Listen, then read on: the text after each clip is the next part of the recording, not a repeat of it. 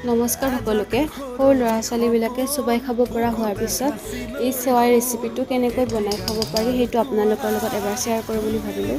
চেৱাই ময়দা আৰু চুজি দুয়োটাৰে পোৱা যায়। চেমলিনা বুলি ইনগ্ৰিডিয়েণ্টছত যিটো চেমলিনা বুলি লিখা থাকে চুজিৰ হয় সেইটো ল'ব। বনোৱা প্ৰচেছটো একদম ইজি হয়। ঘি গৰম কৰি লৈছোঁ, তাৰপিছতে চেৱাইখিনি অকণমান ৰঙচুৱা হোৱাকৈ ফ্ৰাই কৰি লৈছোঁ। তাৰপিছত গৰু গাখীৰ দি সিজাই লৈছোঁ।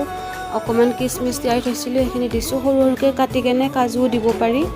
লাষ্টত নমাই থোৱাৰ পিছত মই মিচিৰি গুড়ি অলপ দিছোঁ। চেনি দিয়া নহয় বেবীক বেছিকৈ, কেতিয়াবা দিয়া হয় পায়স চায়স খালে।